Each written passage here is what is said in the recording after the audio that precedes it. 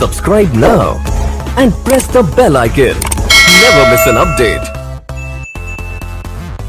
Hello दोस्तों, तो आपका फिर से स्वागत है हमारी आज की एक और नई वीडियो में। आज की इस वीडियो में हम आपको क्लास 10th का जो एनसीईआरटी मैथ दिया गया है उसका जो प्रश्नावली 5.1 का जो प्रश्न संख्या चौथा में दिया गया है समांतर श्रेणी चैप्टर का, उसका समाधान कराएंगे। तो ये जो प्रश्न दिया गया है उसमें क्या बोल रहा है, देखिए, निम्नलिखित में से कौन सा एपी है। यदि कोई एपी है तो इसका सार अंतर ज्ञात कीजिए और इनके 3 और पद लिखिए। यानी कि इसमें जो भी हमारा दिया गया है प्रश्न, इसका जो 1, 2, 3, 4 के प्रश्न, इसमें हमको चेक करना है कि इसमें कौन सा एपी है और कौन सा एपी नहीं है। जिसका भी जो यदि इसमें से कोई एपी होगा तो उसका जो हमारा सार अंतर ज्ञात करना है और उसका जो 3 और पद लिखना है। तो इसमें देखिए, इसको एपी है कि नहीं, इसको पता करने के लिए यदि हम क्या करेंगे तो किसी भी एपी में जो इसको सार अंतर बराबर होता है, यानी कि जो इसके संख्याओं के बीच का जो अंतर होता है वो यदि समान हो तो वह एपी कहलाता है। तो इसमें हम चेक करेंगे। तो इसको चेक करने के लिए हमको क्या करना पड़ेगा, A2 में A1 को घटाना पड़ेगा। ये हमारा हो गया A1, ये A2, ये 3 और ये A4। यानी कि इसके यदि आगे वाले से हम पीछे में घटाएंगे तो इसका अंतर हमको पता चल जाएगा। यानी कि यदि हम A2 माइनस A1 करेंगे तो इसका हमको अंतर पता चल जाएगा। तो A2 माइनस A1 क्या है, 4 माइनस 2 बराबर आया 2। और A3 माइनस A2 करेंगे तो हमारा इसका अंतर आ जाएगा। तो 8 माइनस 4 बराबर आया 4। अब A3 minus A4 minus A3 करेंगे तो 16 माइनस 8, यानी कि इसका जो आएगा वो आएगा 8।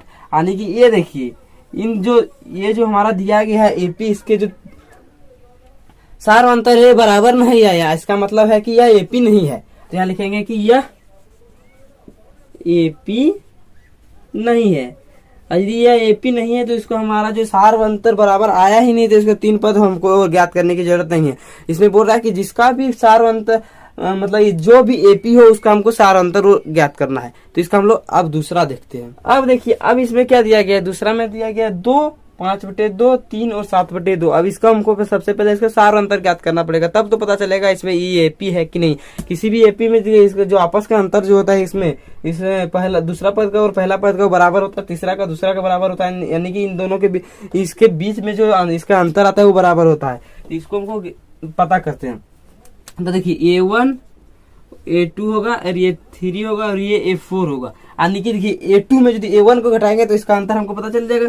तो A2 माइनस A1, तो हमारा A2 दिया गया 5/2 और A1 दिया गया 2। यहाँ कुछ नहीं है तो इन दोनों का एलसीएम हमारा आएगा 2। अब इस 2 से भागा लगेगा 2 में तो 1 को गुना करेंगे 5 से तो 5 माइनस इस 1 को भागा लगेंगे 2 से तो 2 को गुना करेंगे ऊपर वाले 2 से तो 4 बराबर हमारा आया 1/2। 5 में 4 जाएगा तो 1/2। अब हमारा हो गया A3 माइनस A2, तो बराबर हमारा क्या होगा, देखिए 3 में घटाएंगे इसे 5/2 को, तो 3 माइनस 5/2। यहाँ कुछ नहीं है तो 1। अब इसका एलसीएम हमारा आएगा 2। अब इस 1 को भागा लेंगे 2 बार में तो 2 होगा, और इस 2 को गुना करेंगे ऊपर वाले 3 से तो 3 गुना 2 6 हो जाएगा। तो 6 माइनस 2 को भागा लेंगे 2 बार में तो 1 को गुना करेंगे 5 से तो 5 माइनस 5 बराबर हो जाएगा 1/2। अब देखिए, A4 माइनस A3 करेंगे तो इसका बीच का अंतर आ जाएगा। तो A4 माइनस A3 बराबर हो जाएगा, A4 हमारा दिया गया 7/2 माइनस 3, इसमें कुछ नहीं तो 1, इसका एलसीएम लेंगे तो हमारा आएगा 2। अब इस 2 से भागा लगेंगे 2 बार में तो 1 से गुना करेंगे 7 में तो 7 माइनस, अब इस 1 को भागा लगाएंगे इस 2 से तो 2 बार में, 2 को गुना करेंगे 3 से तो 6 बराबर हमारा आ जाएगा 1/2 घटेगा। तो अब देखिए, इन तीनों के बीच का जो अंतर आया है वो बराबर आया 1/2 1/2 1/2। यानी कि यह जो है एपी होगा, ये एपी है। तो यहाँ क्या बोल रहा है, यदि कोई एपी है तो उसका सार अंतर हमको ज्ञात करना है। तो सार अंतर किसको कहता है, इसके बीच आपस के अंतर को ही सार अंतर कहते हैं। इसके बीच जो अंतर आया उसी को सार अंतर कहते हैं। डी तो हमारा इसमें बीच में अंतर क्या आया, 1/2। इसका जो सार अंतर होगा 1/2 होगा। और इसमें क्या बोल रहा है, इसके 3 और पद ज्ञात करना है। तो देखिए, 3 और पद ज्ञात करना है तो हमारा A1 A2 A3 A4 दिया गया, और 3 और पद ज्ञात करेंगे तो A5 A6 और A7, यानी कि 3 और पद। तो A4 दिया गया तो A5 A6 और A7 होगा। तो इसमें A5 बराबर क्या होता है, जिसको भी हमको ज्ञात करना उससे एक डी कम, यानी ये 5 हमारा होता है a प्लस 4d और ये होगा a प्लस 5d। इस 6 बराबर होगा a प्लस 5d और a प्लस 6d होगा हमारा a7, क्योंकि जितना भी हमको a ज्ञात करना होगा उसमें एक d कम होता है। तो देखिए ये हमारा दिया गया a दिया गया हमारा 2 प्लस 4 गुना d हमारा कितना 1/2, तो ये 2 से 2 कट जाएगा 2 बार में, तो यहाँ 2 गुना 2 2 गुना 1 2 हो जाएगा और प्लस 2 यानी 4, यानी कि जो हमारा a4 बराबर आएगा 4। और इसमें देखिए ये हमारा दिया गया 2 प्लस 5 गुना 1/2 होगा। उसके बाद जो इसमें गुना करेंगे तो 5 का 5 2 प्लस 5/2 होगा। यहाँ कुछ नहीं तो 1, इसका यदि हम लोग एलसीएम लेंगे तो इसका एलसीएम हमारा आएगा 2, तो 4 होगा प्लस 5 यानी हो जाएगा 9/2। ये जो हमारा A6 आया 9/2 और A4 आया 4। उसके बाद हम निकालते हैं A7 बराबर क्या होगा a प्लस 6d, तो a प्लस 6d में हमारा क्या होगा a दिया गया 2 प्लस 6 गुना d यानी 6 गुना d यानी 1/2। अब इस 2 से भागा लगाएंगे 6 में तो 3 और लग जाएगा 3, तो 3 गुना 1 3 और 2 5 यानी ये जो हो जाएगा यहाँ पर A7 हो जाएगा 5। इसका जो 3 पद और ज्ञात करने बोल रहा था ये इसका 3 पद और हो जाएगा और यह 4 पद यहाँ पर दिया गया, यानी कि टोटल सब मिला के इसका 7 पद हो गया। अब इसका हम लोग आगे देखते हैं। अब इसका तीसरा में क्या दिया गया देखिए, इसका तीसरा में A1 बराबर दिया गया माइनस में 1.2 और A2 बराबर दिया गया है माइनस 3.2 और A3 बराबर दिया गया 5.2 माइनस में और A4 दिया माइनस 7.2। अब इसमें हमको क्या करना है, इसके बीच के सार अंतर को ज्ञात करना है। सार अंतर क्या होता है, दूसरे को इसके दूसरे में पहले को घटाना है, फिर तीसरे में दूसरे को घटाना है, फिर चौथे में तीसरे को घटाना है, तो इसके बीच का हमारा अंतर आएगा।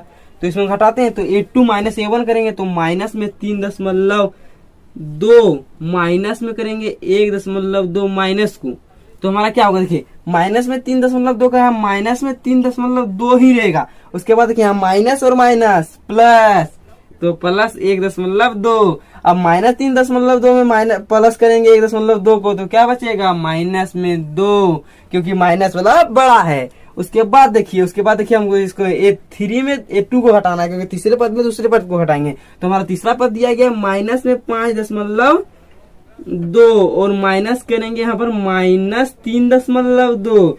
अब ये जो दिया गया माइनस में 5.2 का माइनस में 5.2 ही रहेगा। उसके बाद यहाँ बराबर के बाद माइनस 5.2 वो जो है माइनस माइनस ये प्लस हो जाएगा तो प्लस 3.2। अब देखिए माइनस में 5.2 में प्लस में 3.2 जाएगा तो कितना बचेगा 2 बचेगा, वो भी माइनस में बचेगा।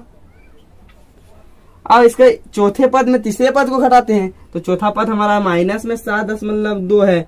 उसके बाद यहाँ माइनस करेंगे माइनस में 5.2 बराबर क्या होगा, ये यहाँ माइनस में 7.2 है तो यहाँ माइनस का 7.2 ही रहने देते हैं और ये माइनस माइनस प्लस हो जाएगा 5.2, तो बराबर कितना आएगा माइनस में 7.2 हो जाएगा प्लस 5.2 तो बचेगा माइनस में 2।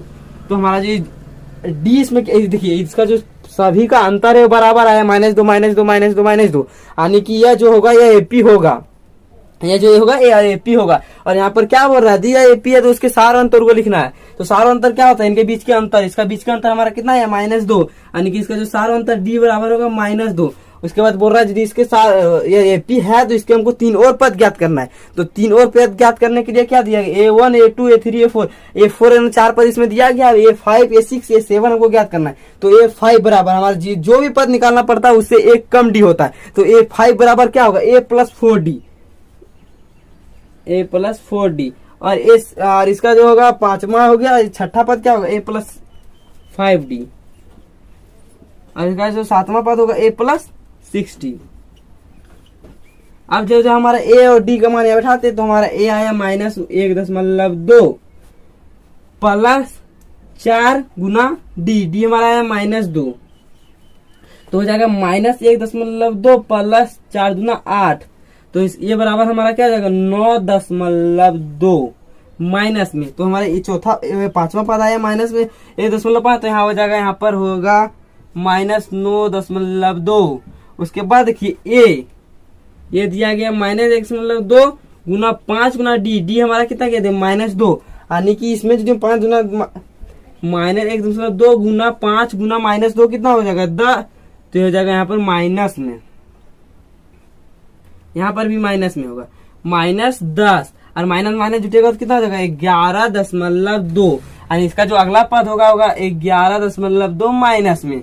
उसके बाद देखिए a + 6d, तो a हमारा दिया गया है -1.2, उसके बाद देखिए 6 + 6 गुना d हमारा है -2 और -1.2 का 2 रहेगा और 6 गुना -2 होगा तो कितना होगा 6 गुना 2 यानी 12 और माइनस में है तो -12 और ये -12 में -1.2 जुड़ जाएगा तो हो जाएगा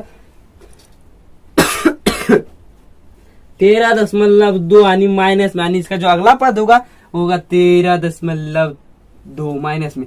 ये जो हमारा 3 पद इसको ज्ञात हो गया, यानी कि ये पी है, इसका 3 पद ज्ञात करने बोल रहा था, हमारा 3 पद इसका ज्ञात हो गया। इसका हम लोग आगे देखते हैं। Thanks for watching. Drop a like, leave a comment, and don't forget to subscribe.